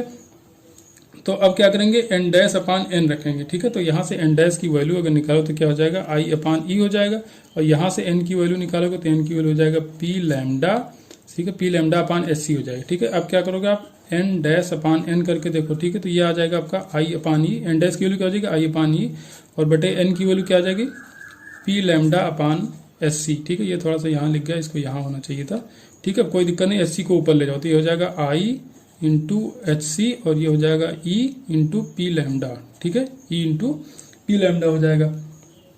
अब देखिए, अब आपको दिया क्या गया, I/P दिया गया है, ठीक है, यहाँ पे n डैश अपान n देखो तो क्या दिया गया है hc/E λ कर लो, आपको दिया गया I/P, ठीक है। I/P कैसे दिया गया, आपको दिया गया था यहाँ पे देखिए spectral sensitivity of the photo cell, ठीक है, एम्पियर पर वाट, तो I हो जाएगा एम्पियर और ये P हो जाएगा पावर, ठीक है। तो I एम्पियर पर वाट, इसकी वैल्यू दी गई J के बराबर, तो ये हो जाएगा hcJ/E λ के बराबर, ठीक है। तो जो इसका रेशियो आएगा, ठीक है, वो कितना आ जाएगा n डैश अपान n का जो रेशियो आएगा hcJ/E λ के बराबर आ जाएगा। क्वेश्चन नंबर 28 है, ये भी अच्छा क्वेश्चन है। कोई लोड है, ठीक है, load of mass m fall from height h on the scale पे, ठीक है। अब यहाँ पे सीधे सीधे समझो, ये कोई यहाँ पे क्या है, पैन है, पैन में एक मास ड्रॉप किया जा रहा है h हाइट से, ठीक है, ये स्प्रिंग कांस्टेंट है, अब h हाइट से इसको ड्रॉप किया जा रहा है। तो आपको यहाँ पे बताना है कि एम्पलीट्यूड ऑफ वाइब्रेशन क्या होगा, ठीक है। अगर इसको ड्रॉप करोगे तो ये नीचे आएगा, फिर ऊपर जाएगा, तो यहाँ पे एम्पलीट्यूड ऑफ वाइब्रेशन आपको बताना है, ठीक है। तो अब देखिए शुरू करते हैं। तो देखिए यहाँ पे पोटेंशियल एनर्जी में कितना लॉस होगा, जब ये इतनी हाइट पे रहा होगा, यहाँ पे जब पैन पे गिरेगा तो पैन यहाँ नीचे तक शिफ्ट होकर आएगा, ठीक है। तो पोटेंशियल एनर्जी कितना रहा होगा यहाँ पे, इसको मान लो रेफरेंस लेवल है, तो यहाँ पे पोटेंशियल एनर्जी जो हो जाएगा वो हो जाएगा mgh के बराबर, h कितना हो जाएगा यहाँ पे h+x हो जाएगा, ठीक है, टोटल हाइट लोगे इंटू g। अब ये हो जाएगा आपका इनिशियल पोटेंशियल एनर्जी। अब स्प्रिंग में कितना स्टोर होगा, हाफ kx², मान लें कि x एक्सटेंशन हो रहा है इसमें, तभी तो x से नीचे आ रहा है, तो ये हो जाएगा हाफ kx², ठीक है। अब क्या करोगे, आप ब्रैकेट को ओपन करो, ठीक है, ब्रैकेट ओपन करोगे तो यहाँ पे हो जाएगा mgh प्लस ऑफ mgx, ठीक है, और ये यहाँ पे इधर चलाएगा 2, ठीक है, ये 2 इधर चलाएगा, इधर क्या रह जाएगा kx², ठीक है। तो सीधे लिखो यहाँ पे kx² माइनस ऑफ, इधर इसको इनसाइड मल्टीप्लाई कराओ 2 को, तो माइनस ऑफ 2mgx और minus of 2mgh equal to 0, सारा चीज एक तरफ लिख लिया। अब ये बन गई क्वाड्रेटिक इक्वेशन, ठीक है, x² और ये पूरा कांस्टेंट है, तो क्वाड्रेटिक इक्वेशन बन गई। अब इसको k को हम हटा देते हैं, ठीक है, यहाँ से k को अगर हटाना है तो k से डिवाइड कर दो सब में, ठीक है, तो k से डिवाइड कर, तो यहाँ से क्या हो जाएगा x² माइनस 2mgx/k और minus of 2mgh/k equal to हो जाएगा 0। अब ये आ गई क्वाड्रेटिक इक्वेशन, ठीक है। अब हमको चाहिए x की वैल्यू निकालें, तो वही हो जाएगा आपका एम्पलीट्यूड, ठीक है, मैक्सिमम एम्पलीट्यूड, मैक्सिमम x निकाल लें हम लोग। तो x की वैल्यू निकालने क्वाड्रेटिक इक्वेशन के लिए क्या करते हैं, minus of b plus minus v² minus of 4ac/2a के बराबर होता है, ठीक है, बस वैल्यू रख दो। तो यहाँ पे माइनस b रखोगे, ठीक है, तो माइनस, और v की वैल्यू यहाँ पे माइनस में ही, तो माइनस माइनस हो जाएगा प्लस, और b की वैल्यू कितनी है, x को हटा के बाकी सारा कुछ v हो जाएगा, तो 2mg/k, तो ये हो जाएगा 2mg/k के बराबर, ये हो गया v प्लस माइनस, अब v का स्क्वायर, तो बस इसी का स्क्वायर कर दो, तो 2mg/k का स्क्वायर कर दो, माइनस ऑफ 4ac, तो माइनस करोगे फिर 4 करोगे, a की वैल्यू क्या हो जाएगी 1 है, और c की वैल्यू फिर से माइनस में, तो माइनस माइनस हो जाएगा प्लस, तो a की वैल्यू हो जाएगी 1 और c की वैल्यू यहाँ पे फिर से क्या दिया हुआ 2mgh/k, तो ये हो जाएगा 2mgh/k, ठीक है, अपान 2a, 2 करोगे, और a का क्या है कोफिशिएंट, x का कोफिशिएंट a होता है, ठीक है, ये याद कर लो, x² का कोफिशिएंट a होता है, x का होता है v, और इसको मानते हैं हम लोग c, ठीक है। तो यहाँ पे हो जाएगा 2 × a, बस अब इसको सॉल्व करोगे तो आप आंसर जो निकल के आ जाएगा वहाँ पे आएगा mg/k, ठीक है, कैसे, क्योंकि यहाँ पे 2 है, 2 यहाँ पे कॉमन ले लो, क्योंकि ये 2 स्क्वायर है तो 2 स्क्वायर का कॉमन लोगे तो बाहर 2 आ जाएगा। यहाँ पे 4 है तो इसको भी 2 स्क्वायर लिख सकते हो, तो इसमें से 2 स्क्वायर और इसमें से 2 स्क्वायर का जब कॉमन लोगे तो रूट के बाहर 2 आएगा। तो 2 इसमें से भी कॉमन ले लेंगे तो नीचे से 2 हो जाएगा कैंसिल। तो यहाँ ऊपर क्या बचेगा 2mg/k, और मैक्सिमम चाहिए हमें इसलिए हम लिखेंगे प्लस ऑफ, और इन साइड क्या बचेगा यहाँ पे mg/k का होल स्क्वायर, ठीक है, और प्लस यहाँ क्या बचेगा आपका 2mgh/k के बराबर, ठीक है। तो अब इसमें थोड़ा और कॉमन ले सकते हो आप, mg/k को अगर कॉमन लेना चाहोगे तो यहाँ पे स्क्वायर है, ठीक है, तो यहाँ पे क्या करो k से नीचे और ऊपर मल्टीप्लाई कराओ तो यहाँ भी स्क्वायर हो जाएगा, ठीक है। अब यहाँ पे mg का स्क्वायर तो mg स्क्वायर नहीं है यहाँ पे, तो यहाँ पे भी mg को ऊपर नीचे स्क्वायर करोगे तो यहाँ पे m स्क्वायर g स्क्वायर हो जाएगा और नीचे क्या बच जाएगा आपका mg। थोड़ा सा कैलकुलेशन है भैया, इसको थोड़ा ध्यान से ही देखना। तो यह आ जाएगा mg/k, ये हो जाएगा प्लस, और बाहर अब अगर हम mg को कॉमन लेते हैं mg/k को, तो इन साइड क्या बचेगा, यहाँ तो 1 बच जाएगा क्योंकि स्क्वायर था, बाहर ले लिया तो 1 बच जाएगा, तो यहाँ बचेगा 1, और यहाँ से क्या कॉमन जाएगा m स्क्वायर g स्क्वायर, यहाँ भी था ना स्क्वायर था, m square g square upon k square, तो m square g square upon ये k स्क्वायर हो जाएगा कॉमन, यहाँ बचेगा m क्यों 2 बचेगा, और यहाँ बचेगा h और बचेगा k, और नीचे बचेगा यहाँ पे mg, ठीक है। तो ऑप्शन यहाँ पे सही होना चाहिए C, लेकिन अब एनटीए वाले ऑप्शन बी देख रहे हैं तो भैया पता नहीं क्यों बी दे रहे हैं, ऑप्शन यहाँ पे सी करेक्ट होना चाहिए। तो एक्स की वैल्यू जो निकल के आ रही है वो सी के बराबर आ रही है, mg/k plus mg/k root of 1 plus 2hk/mg, ठीक है। तो यही ऑप्शन आपका करेक्ट होना चाहिए सी। क्वेश्चन नंबर 29 देखना, यहाँ पे कोई ऑब्जेक्ट है जो फ्लोट कर रहा है किसी लिक्विड में, ठीक है, वो कंटेनर कहाँ रखा हुआ है, किसी लिफ्ट में, ठीक है। अगर लिफ्ट ऊपर की तरफ एक्सेलरेट करती है तो आपसे करेक्ट ऑप्शन आपसे पूछा गया है, ठीक है। तो पहला ऑप्शन है buoyant force increase as the lift accelerated up, ठीक है। तो बायोंट फोर्स के लिए अगर देखा जाए प्रेशर ग्रेडियंट अगर बात करी जाए, ठीक है, प्रेशर की थोड़ा सा यहाँ बता देता हूँ मैं, dp/dy की अगर बात करें तो प्रेशर ग्रेडियंट क्या रो जी एच होता है, ठीक है, रो जी एच, तो जी की वैल्यू जी इफेक्टिव लोगे तो g+a कर दोगे इंटू एच करोगे, ठीक है। तो ये हो जाएगा आपका प्रेशर ग्रेडियंट, और प्रेशर ग्रेडियंट जब चेंज होगा, ठीक है, प्रेशर ग्रेडियंट जब इंक्रीज करेगा क्योंकि जी में ए और ऐड हो गया, ठीक है, तो प्रेशर ग्रेडियंट बढ़ेगा तो बायोंट फोर्स भी बढ़ता है। तो ये ऑप्शन आपका करेक्ट हो जाएगा, buoyant force increase as the lift accelerated up, ठीक है। जो एक्सेलरेटेड नीचे होगी तब नहीं होगा, ठीक है, ध्यान रखना, एक्सेलरेट जब आप होगी तभी तो जी में ऐड होगा, तो जब इफेक्टिव जी बढ़ेगा तो बायोंट फोर्स भी बढ़ जाएगा यहाँ पे, ठीक। क्वेश्चन नंबर 30 है, यहाँ पे सरफेस टेंशन पूछा गया है, ठीक है। इनसाइड द वाटर कोई वाटर ड्रॉप है, उसके अंदर एक्सेस प्रेशर आपसे पूछा गया, सरफेस टेंशन दिया है 0.072 newton per metre, excess pressure inside the water पूछा गया है, डायमीटर दिया गया है 1.2 मिलीमीटर के बराबर। तो एक्सेस प्रेशर का जो फार्मूला होता है 2T/r, लेकिन आपको डायमीटर दिया गया तो r/2 कर लोगे, ठीक है। तो 2T की वैल्यू आपको दी गई 0.72, और यहाँ पे दिया गया आपको डायमीटर, तो डायमीटर का बटा 2 करोगे 1.2 इंटू 10⁻³ आ जाएगा डायमीटर, बाई 2 करोगे तो 2 चला जाएगा आपका ऊपर, ठीक है। तो यहाँ से देखिए अब ये 10⁻³ ऊपर ले जाओ तो +3 हो जाएगा, तो यहाँ से 3 पॉइंट हट जाएंगे, ठीक है। तो यहाँ से ये कैंसिल कर सकते हो तो सीधा आ जाएगा 72, ठीक है। यहाँ से पॉइंट हटाओ तो ये हो जाएगा 720, तो ये हो जाएगा 12×6 = 72, तो ये हो जाएगा 60, और ये 60 है, 60 और 2 इंटू 2 करोगे 120, 122 इंटू 2 करोगे तो आ जाएगा 240 के बराबर, तो 240 न्यूटन पर मीटर स्क्वायर आ जाएगा, ठीक है। ये आ जाएगा एक्सेस प्रेशर के बराबर। क्वेश्चन नंबर 31, ये अच्छा क्वेश्चन है, ग्राफ दिया गया है, ठीक है। ऑब्जेक्ट की डिस्टेंस u है, इमेज की डिस्टेंस b है, इनके बीच आपको ग्राफ दिखाया गया है, ठीक है। तो correct option from the following, आपसे करेक्ट ऑप्शन पूछा गया है, और पूछा क्या गया इसमें फोकल लेंथ पूछी गई, ठीक है। तो देखिए अब इसमें फार्मूला यूज करेंगे, तो फोकल लेंथ का जो फार्मूला होता है 1/f इक्वल टू क्या होता है 1/v माइनस 1/u, तो आपको चाहिए 1/f, तो इक्वल टू लिखो 1/v, 1/v की वैल्यू देखिए पॉजिटिव है, तो यहाँ देखा जाए तो क्या रखोगे 10 रखोगे, ठीक है। तो ये हो जाएगा आपका 10, ठीक है, ये इसी पॉइंट पे देखिए तो क्या हो जाएगा 10 हो जाएगा 1/v की वैल्यू, माइनस ऑफ u की वैल्यू देखिए -10, ठीक है। तो ये हो जाएगा -10 इक्वल टू 1/f, तो 1/10 प्लस ऑफ 1/10 तो हो जाएगा 2/10, 2 को 10 से डिवाइड करोगे तो क्या हो जाएगा 1/5, तो ये हो जाएगा 1/f, तो f की वैल्यू यहाँ से निकल के आ जाएगी 5 सेंटीमीटर, ठीक है। f क्या आ जाएगा आपका +5, ठीक है। कुछ नहीं दिया गया तो हम कुछ यूनिट नहीं लिखेंगे, +5 सीधे लिख देंगे, तो f क्या आ गया +5। अब देखिए अब आपको दिया एरर के फॉर्म में लिखना है, ठीक है।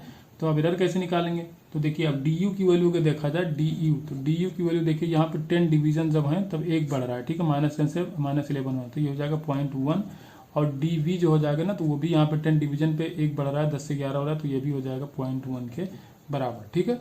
1/10 करोगे तो 0.1 आ जाएगा, तो ये आ गई आपकी du और dv की वैल्यू। अब अगर डिफरेंशिएशन किया जाए इस फार्मूले का तो जो निकल के आता है वो आ जाएगा आपका df अपान एफ का स्क्वायर इजकल टू हो जाएगा डी वी अपान वी का square plus D you upon you का स्क्वायर। बस सारी वैल्यूज रखो, डी एफ की वैल्यू निकल के आ जाएगी। तो डी एफ इजकल टू क्या देगा, देखिए डी वी की वैल्यू 0.1, वी स्क्वायर क्या रखोगे आप, ई की वैल्यू आपको पता ही था 10 था, ठीक है। तो इसका स्क्वायर करोगे तो ये हो जाएगा 100, ठीक है। तो ये आ जाएगा 100 plus 0.1 upon you square, you की वैल्यू भी 10 थी तो इसको स्क्वायर करोगे, माइनस है तो स्क्वायर को तो वो भी प्लस में ही आएगा, ठीक है। तो ये आ जाएगा टोटल का क्या करोगे, एफ स्क्वायर से मल्टीप्लाई, तो एफ कितना निकाला आपने +5 का करोगे तो आ जाएगा 25, ठीक है। तो ये क्या आ जाएगा, यहाँ पे अगर इसको देखो तो 10 की पावर -2 आ जाएगा, लेकिन यहाँ पे माइनस होने को और हो जाएगा 10 की पावर -3, ये भी हो जाएगा 10 की पावर -3, तो 2 इंटू 10 की पावर -3 आ जाएगा। तो 2 इंटू 10 की पावर -3 इंटू 25, तो 25 को 2 से मल्टीप्लाई करो तो आ जाएगा 5 इंटू 10 50 आ जाएगा, 50 इंटू 10 की पावर -3, ठीक है। तो अब देखिए, अब यहाँ पे अगर -3 हटाओ तो ये क्या आ जाएगा 0.05 के बराबर आ जाएगा। तो एफ कैसे लिखोगे आप, अब एफ की वैल्यू लिखोगे +5, ठीक है, +5 और प्लस माइनस डेल्टा एफ की वैल्यू कितनी आएगी 0.05 के बराबर। क्वेश्चन नंबर 32 है, यहाँ पे कोई स्मॉल कॉन्वेक्स लेंस है, ठीक है, इसको यूज़ किया था। तो ऑब्जेक्ट का जो मैग्निफिकेशन आता है, ठीक है, वो कितना आता है यहाँ पे 19 के बराबर, और जो ऑब्जेक्ट की पोजीशन है लेंस से वो दिया गया 10 सेंटीमीटर। तो आपसे पूछा गया फोकल लेंथ कितना होगा, ठीक है। तो एक तो फार्मूला 1/v = 1/u, उससे लगाएं, या तो फोकल जो मैग्निफिकेशन का फार्मूला मैंने बताया था वो बताया था f/f प्लस यू के बराबर, ठीक है। मैग्निफिकेशन क्या होता है -v/u, ठीक है। तो मैग्निफिकेशन जो लेंस का आता है वो माइनस में आता है, तो -19 रखोगे और यहाँ पे f आपको निकालना है, f माइनस, और जो ऑब्जेक्ट की पोजीशन होगी लेंस 10 सेंटीमीटर का है तो यहाँ पे रखोगे -10, ठीक है। इसको सॉल्व कर लेना, तो जो f की वैल्यू आ जाएगी 9.5 मीटर आ जाएगी, ठीक है, 9.5 मीटर के बराबर आ जाएगी। क्वेश्चन नंबर 33 यहाँ पे दिया गया है, कोई स्मॉल कॉइन, इसको रखा गया r डिस्टेंस पे from the centre of gramophone recorder, ठीक है, वहाँ से r डिस्टेंस पे रखा गया है, और इसके बीच का जो कोफिशिएंट है, ठीक, कोफिशिएंट ऑफ फ्रिक्शन है, तो वो कितना म्यू के बराबर दिया गया है। तो मिनिमम एंगुलर फ्रीक्वेंसी आपसे पूछा गया है कि ये बाहर चली जाए, ठीक है, कॉइन बाहर की तरफ चला जाए, विल फ्लाई ऑफ, ठीक है। तो देखिए, अब ये कोई ग्रामोफोन है, यहाँ पे कॉइन रखा हुआ है, ठीक है, ये मान लो कि यहाँ पे कॉइन है। तो अब देखो इस पर क्या करना है आपको, इस पर नॉर्मल रिएक्शन कितना लगेगा, n लगेगा, तो म्यू n इजकल टू क्या हो जाएगा m⍵² के बराबर। तो म्यू की वैल्यू कितनी हो जाएगी, तो रखा गया म्यू ही दिया गया, n की वैल्यू नॉर्मल रिएक्शन हो जाएगा आपका mg के बराबर, ये हो जाएगा m⍵² के बराबर, m और m कैंसिल आउट हो जाएंगे, आपको चाहिए ओमेगा की वैल्यू, तो ओमेगा इजकल टू हो जाएगा √μg/r, ठीक है। इतना होना चाहिए, तब ये क्या होगा, बाहर की तरफ चला जाएगा, इतना या इससे ज़्यादा होगा तभी बाहर की तरफ कॉइन स्लिप कर जाएगा। क्वेश्चन नंबर 34, यहाँ पे कोई थिन यूनिफॉर्म रॉड है जिसकी लेंथ l दी गई, मास स्मॉल m है, इसको स्विंग किया गया फ्रीली, इसको हॉरिजॉन्टल एक्सिस के थ्रू रोटेट कराया था, तो इस मैक्सिमम एंगुलर स्पीड ओमेगा बताना है, ठीक है। क्वेश्चन नंबर 34 है, यहाँ पे कोई थिन यूनिफॉर्म रॉड है जिसका लेंथ l दिया गया, मास स्मॉल m दिया गया, फ्रीली ये स्विंग कर रहा है, ठीक है, about a horizontal axis passes through its end, its maximum angular speed कितना है इसका, ओमेगा दिया गया है, the maximum height to which its centre of mass rises, ठीक है। ये मान लो कि आप ये रॉड है, ठीक है, इसको ऐसे मूव कराया जाता है, तो ये कितना हाइट तक जाएगा ये आपको बताना है, ठीक है। तो इसकी जो रोटेशनल काइनेटिक एनर्जी होगी उसको पोटेंशियल एनर्जी में चेंज कर लो, छुट्टी, तो हो जाएगा ½ I की वैल्यू रॉड का क्या होता है, एंड के थ्रू होता है 1/3 mr², r इसका कितना लेंथ दिया गया तो ml² हो जाएगा, ठीक है, इसका टू किसके बराबर हो जाएगा mgh, मान लो h हाइट तक राइज कर रहा है, m और m हो जाएंगे कैंसिल आउट, आपको निकालना है यहाँ पे h ही निकालना है, ठीक है, कोई दिक्कत नहीं, ठीक है। तो अब इसके किसके बराबर हो जाएगा, हाँ ये हो जाएगा आपका यहाँ पे l² ओमेगा², ठीक है, ½ I यहाँ पे ओमेगा² तो लिखे नहीं, क्योंकि जो रोटेशनल काइनेटिक एनर्जी क्या होती है, ½ I ओमेगा², तो ये हो जाएगा ओमेगा² l²/6, ठीक है, इंटू g, ठीक है, ये इधर क्या आ जाएगा h, आपको h ही चाहिए था, तो h हो जाएगा आपका ओमेगा² l²/6 into g। Question number 35, full wave rectifier है, ठीक है, इसमें ऑपरेटिंग जो फ्रीक्वेंसी दी गई 50 हर्ट्ज के बराबर दी गई, तो फंडामेंटल फ्रीक्वेंसी पूछी गई, रिपल फ्रीक्वेंसी, तो आउटपुट फ्रीक्वेंसी क्या हो जाएगा, डबल हो जाएगा, जो इनपुट देते हैं तो फुल वेव रेक्टिफायर होता है तो उसका डबल कर देता है, तो 50 है तो 100 हो जाएगा, ठीक, इसमें वही चेंज होगा, 50 से 100 हो जाएगा और कुछ नहीं इसमें। तो बाद में क्वेश्चन नंबर 36, ठीक है, कॉमन इमीटर का क्वेश्चन है, और आपसे पूछा गया है इसमें the minimum base current IV आपसे पूछा गया, ठीक है, IV पूछा गया, करंट गेन दिया गया 250 के बराबर, तो करंट गेन जो बीटा होता है क्या होता है, IC/IV के बराबर होता है, ठीक है। तो अब IV इजकल टू क्या हो जाएगा, IC/बीटा, अब IC आपको चाहिए तो IC इजकल टू, देखिए IC चाहिए तो IC इजकल टू क्या लिख सकते हैं, V/RC, तो VC कितना दिया है 10 दिया है, RC दिया 1 किलो ओम, तो 1 10 इंटू 10 की पावर 3 हो जाएगा, तो ये ऊपर जाएगा तो 10 इंटू 10 की पावर -3 हो जाएगा। ठीक है, ये हो जाएगा आपका IC, बस वैल्यूज रखो आंसर आ जाएगा। तो IB क्या हो जाएगा, IC है 10 इंटू 10 की पावर -3 मतलब 10 मिली एम्पियर, और जो करंट गेन आपको दिया है वो 250 के बराबर दिएगा, तो 250। यहाँ पे क्या करो, अगर आप 1000 कर लो, ठीक है 1000 कर दोगे तो ये क्या हो जाएगा 10 की पावर -5 आ जाएगा यहाँ पे। ठीक है, तो 250 चौको कितना हो जाएगा 1000, 4 टाइम्स जाएगा तो कितना हो जाएगा 1000। तो जो आपका IB आएगा तो ये हो जाएगा 4 इंटू 10 की पावर -5 या 40 का तो 10 की पावर -6 हो जाएगा, तो यहाँ पे 40 माइक्रो एम्पियर आ जाएगा। ठीक है, question number 37, at constant pressure the ratio of increase in volume of a ideal gas per degree rise in kelvin temperature to its original volume. आपसे पूछा गया इसका रेशियो क्या होगा।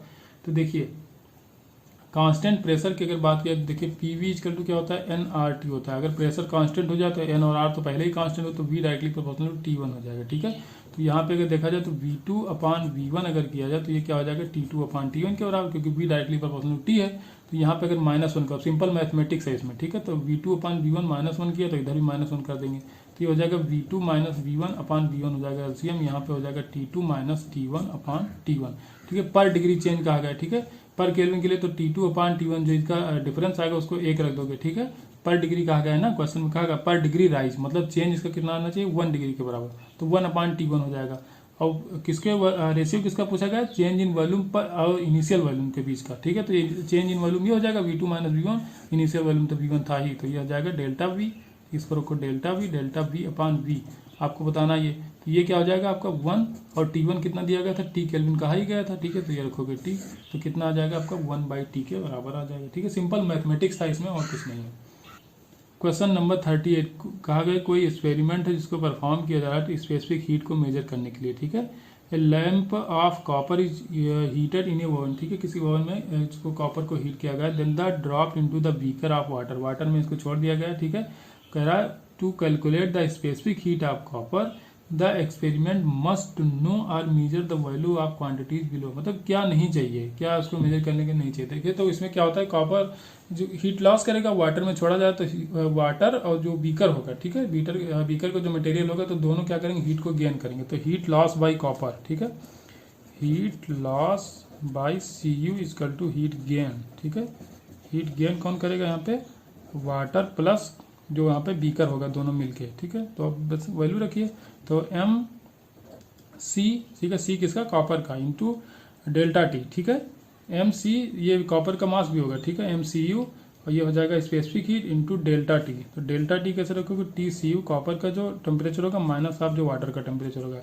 अब हीट गेन कौन कर रहा है, वाटर कर रहा है। ठीक है, तो MW मतलब वाटर का मास, वाटर का specific heat into delta T, तो T माइनस TU कर लोगे। ठीक है, और प्लस, ठीक है अब किसका मास, बीकर का मास और बीकर का स्पेसिफिक हीट और टेम्परेचर डिफरेंस। बस अब देखिए इसमें क्या क्या यूज हो रहा है। पहला ऑप्शन देखिए, ऑप्शन में दिएगा heat capacity of water and beaker. देखिए हीट कैपेसिटी ऑफ वाटर भी है, हीट कैपेसिटी ऑफ बीकर भी, तो ये तो यूज हो रहा है। बी ऑप्शन क्या है, original temperature of the copper and water. ठीक है, वो भी यूज हो रहा है। देखिए डेल्टा T और कॉपर का टेम्परेचर भी यूज हो रहा है और T भी यूज हो रहा है। ठीक है, ओरिजिनल टेम्परेचर कॉपर भी और वाटर का भी टेम्परेचर यूज हो रहा है। ठीक है, इनका भी यूज है। सी ऑप्शन यहाँ पे final temperature of the copper and water, तो फाइनल टेम्परेचर भी यूज होगा। फाइनल टेम्परेचर नहीं निकालोगे तो डिफरेंस कैसे लोगे। ठीक है, फाइनल टेम्परेचर अगर नहीं निकालोगे, माना कि ये कॉपर है और ये वाटर है, दोनों को मिक्स करोगे तो कोई एक फाइनल टेम्परेचर मानोगे ना, क्योंकि TW तो वाटर का टेम्परेचर होगा। ठीक है, तो एक फाइनल टेम्परेचर होगा तो उसका भी यूज होगा। ठीक है, वो फाइनल टेम्परेचर क्या है, ये T है। ये किसका टेम्परेचर है, कॉपर का। TW क्या है, वाटर और बीकर का टेम्परेचर TW के बराबर ही होगा। भाई किसी बीकर में वाटर रखा है तो जितना टेम्परेचर वाटर का होगा उतना ही बीकर का होगा। और लास्ट ऑप्शन क्या है, time taken to achieve equilibrium, इसका कहीं जिक्र नहीं है यहाँ पे। टाइम टेकन, यहाँ पे टाइम का कोई जिक्र नहीं किया गया, इसलिए इस पर डिपेंड नहीं करेगा। तो सिर्फ और सिर्फ लास्ट ऑप्शन यहाँ पे करेक्ट हो जाएगा, क्योंकि इसका कोई यूज नहीं। Time taken to achieve equilibrium after copper is drop into water, इसका कोई यूज नहीं। तो ये ऑप्शन यहाँ पे गलत हो जाएगा। तो यही सही भी है। ठीक है, ऑप्शन आपसे पूछा है कौन सा यूज नहीं होना, तो यही नहीं यूज होगा, तो ये ऑप्शन करेक्ट हो जाएगा। क्वेश्चन नंबर 39, देखिए डायमेंशनल फार्मूला पूछा गया आपको 1/μ0 एप्सिलॉन का, तो 1/√μ0 एप्सिलॉन, तो ये होता है C के बराबर। C होती है स्पीड ऑफ लाइट, तो अगर इसका स्क्वायर किया तो यहाँ से स्क्वायर रूट हट जाएगा, तो इसका हो जाएगा स्क्वायर करेंगे तो स्पीड ऑफ लाइट का स्क्वायर मतलब मीटर पर सेकंड का स्क्वायर करना पड़ेगा, ठीक है। अरे यार मीटर पर सेकंड, एल टी इनवर्स, ठीक है, ये होती है स्पीड का डायमेंशन, इसका स्क्वायर करना, तो ये हो जाएगा एल स्क्वायर टी की पावर -2, ठीक है। तो ये आ जाएगा आपका डायमेंशन, एम हो जाएगा 0, ठीक है, तो एम 0 एल स्क्वायर टी की पावर -2, पहला ऑप्शन यहाँ पे करेक्ट हो जाएगा। क्वेश्चन नंबर 40 देखिए, क्वेश्चन रिपीटेड है, ये क्वेश्चन हम करा भी चुके हैं। जो रिलेटिव एरर है डिटर्मिनेशन ऑफ सरफेस एरिया वो क्या है, अल्फा, तो D S upon S equal to क्या है, हम मान लेंगे कि 2, क्योंकि जो सरफेस एरिया होता है एस क्या होता है, पाई आर स्क्वायर के बराबर होता है, तो डी एस अपान एस करोगे तो क्या हो जाएगा, 2 डी आर अपान आर हो जाएगा, ठीक है। तो जो डी एस अपान एस की वैल्यू क्या हो जाएगी, 2 डी आर अपान आर। अब डी वी क्या हो जाएगा, तो पाई आर क्यूब होता है, जो आपका वॉल्यूम होगा वो pi r cube 4 pi are square होगा स्फीयर का देखोगे तो, ठीक है। तो वॉल्यूम क्या होता है 4/3 पाई आर क्यूब होता है, तो क्यूब मतलब 3 आगे आगे 3 डी आर बाई आर हो जाएगा। तो देखिए अब यहाँ से हम निकालेंगे डी आर बाई आर, कैसे, डी एस अपान एस की वैल्यू दिया गया आपको अल्फा के बराबर, तो डी आर अपान आर हो जाएगा अल्फा बाई 2, 2 इसके नीचे ले आओगे तो हो जाएगा अल्फा बाई 2, तो डी आर अपान आर की जगह लिख दोगे अल्फा बाई 2, तो D V by V equal to हो जाएगा 3 इंटू अल्फा बाई 2, तो आंसर आ जाएगा 3 अल्फा बाई 2 के बराबर। क्वेश्चन नंबर 41, भैया ये इजी क्वेश्चन है, बस इसका फार्मूला याद होना चाहिए। कोई सेंट्रल फ्रिंज है, ठीक है, जो शिफ्ट हो रही है अपनी पोजीशन से, एक थिन फिल्म रख दिया गया किसी एक सोर्स के सामने, क्या रख दिया गया, किसी एक स्लिट के सामने एक आपकी थिन फिल्म रख दी गई जिसका रिफ्रैक्टिव इंडेक्स 1.5 दिया गया, वेवलेंथ 5000 एंगस्ट्रॉम है, तो थिकनेस बताना उसकी कितनी थिकनेस होगी, ठीक है। तो शिफ्टिंग का जो फार्मूला होता है mu -1 into 2 equal to N lambda के बराबर होता है, लैम्डा एन लिख गया कोई दिक्कत नहीं। म्यू की वैल्यू 1.5, तो 1.5 -1 करो कितना आएगा 0.5 को आप लिख सकते हो 1/2 इंटू टी आपको निकालना है, इक्वल टू लैम्डा की वैल्यू दिया गया 5000 एंगस्ट्रॉम, तो हमने लिख दिया 5000 × 10 की पावर -10, ठीक है। और यहाँ पे कहा क्या गया था आपसे 5th ब्राइट फ्रिंज, ठीक है, तो एन की वैल्यू रखोगे 5, ब्राइट के लिए यही होता है ना, एन लैम्डा के बराबर, तो यहाँ पे रखोगे 5, बस टी की वैल्यू चाहिए, तो ये 2 ऊपर चला जाएगा इस तरफ, तो टी की वैल्यू निकल आएगी, तो 2, 5 दूनी 10, ठीक है। तो यहाँ पे 5000 था, तो ये हो जाएगा 5 × 10 की पावर कितना हो जाएगा 4, और पहले था 10 की पावर -6, तो 5 × 10 की पावर -6 के बराबर आ जाएगा, ठीक है। तो यहाँ पे लिख सकते हो 5 माइक्रोमीटर। क्वेश्चन नंबर 42, ये भी अच्छा क्वेश्चन है। एक रिजिड सर्कुलर लूप है जिसका रेडियस स्मॉल आर दिया गया है, मास स्मॉल एम दिया गया है, एक्स वाई प्लेन में रखा हुआ है, ठीक है, किसी टेबल पे, इसमें करंट फ्लो हो रही है आई, कह रहा है at this particular place the earth magnetic field, earth magnetic field कितना है, वी इक्वल टू दिया गया V X I plus V Z के बराबर दिया गया है, the value of I so that the loop start tilting. Current बताना है कि ये टिल्टिंग शुरू, मतलब इसको ये पलटना शुरू हो जाता है, तो पलटने का मतलब क्या है कि कोई एक एज इसका उठ जाए, ठीक है। तो उसके लिए क्या चाहिए, टॉर्क बराबर करना पड़ेगा, ठीक है। जो टॉर्क आएगा, तो टॉर्क देखिए अगर यहाँ इस एक्सिस के थ्रू यहाँ से उठना शुरू होगा तो टॉर्क कितना लगेगा भाई, इसका मास जो सेंटर पे लग रहा होगा नीचे की तरफ लग रहा होगा, ठीक है। तो डिस्टेंस कितनी होगी आर, तो जो इधर टॉर्क लगेगा जो इसको रोकना चाहेगा वो हो जाएगा mg × आर के बराबर, ठीक है, ये तो इसको रोकना चाहेगा। और मैग्नेटिक फील्ड वाला टॉर्क तो वो क्या होता है mb sin थीटा के बराबर होता है, ठीक है, mv sin थीटा होता है, ठीक है। तो अब देखिए या एम क्रॉस बी लिख दो, ठीक है, तो साइन नहीं होगा, ठीक है, क्रॉस बी लिखोगे तो साइन नहीं होगा। एम क्या होता है आई × ए होता है, आई कितना दिया गया आपको करंट, तो यही तो पूछा है आई ए। अब इसका एरिया क्या हो जाएगा पाई आर स्क्वायर हो जाएगा। अब इसका मैग्नेटिक फील्ड कौन सा लिया जाए, तो मैग्नेटिक फील्ड अगर आप के वाला लोगे, ठीक है, तो के वाला लोगे तो के क्या होगा, इसके प्लेन के परपेंडिकुलर होगा, ठीक है, तो परपेंडिकुलर होगा, और जो आपका और परपेंडिकुलर, और इसका जो एरिया होगा, ठीक है, वो भी बाहर ही होगा, तो एरिया और जो मैग्नेटिक फील्ड का जो एंगल हो जाएगा वो हो जाएगा 0। भैया देखो इसका जो एरिया वेक्टर आएगा तो ऊपर की तरफ आएगा ना, और जो आपका के फैक्टर होगा, इसका जो के कंपोनेंट होगा मैग्नेटिक फील्ड का वो भी ऊपर की तरफ होगा, तो इसका जो दोनों के बीच का एंगल होगा हो जाएगा 0, तो उसके थ्रू कोई टारगेट लगेगा नहीं। अब देखिए जो एक्स एक्सिस में, तो एरिया वेक्टर आपका फिर से बाहर की तरफ मतलब जेड डायरेक्शन में, और जो मैग्नेटिक फील्ड आपका एक्स में, तो वो हो जाएंगे परपेंडिकुलर, तो वो वाला आप कौन सा लोगे, वी एक्स वाला केवल लोगे, तो यहाँ पे क्या रखोगे इंटू वी एक्स, ठीक है।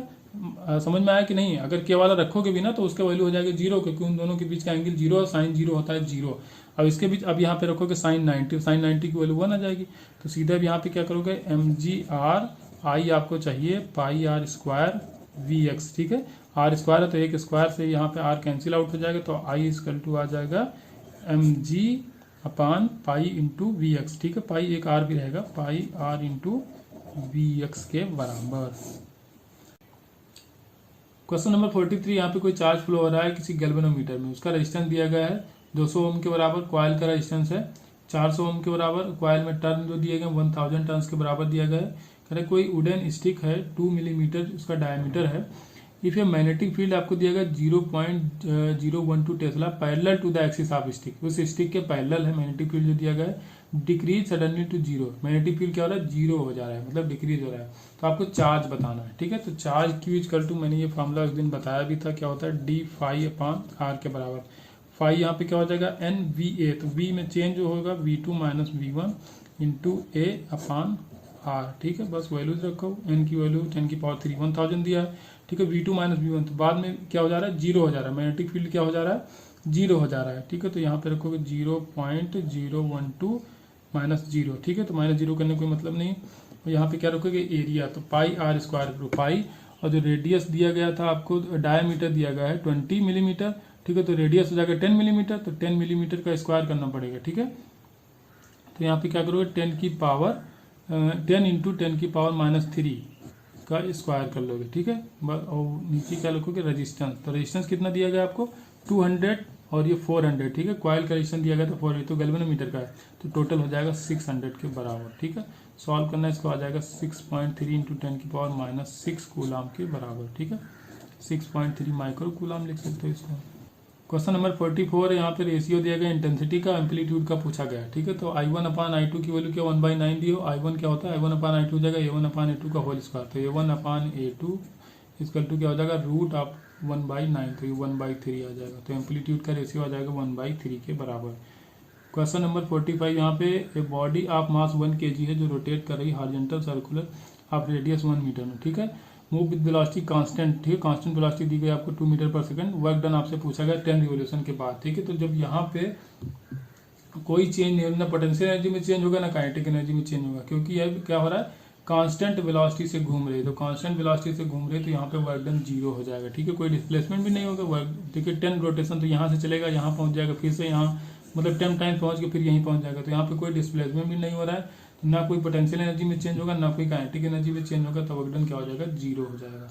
तो ये हो गया आपका पेपर नंबर 38। नेक्स्ट हम लोग सॉल्व करेंगे पेपर नंबर 39, ठीक। तो कंटिन्यू रखिए आप लोग, रोज का रोज करते रहेंगे ना तो फायदा रहेगा, नहीं तो इकट्ठा हो जाएगा तो हो नहीं पाएगा।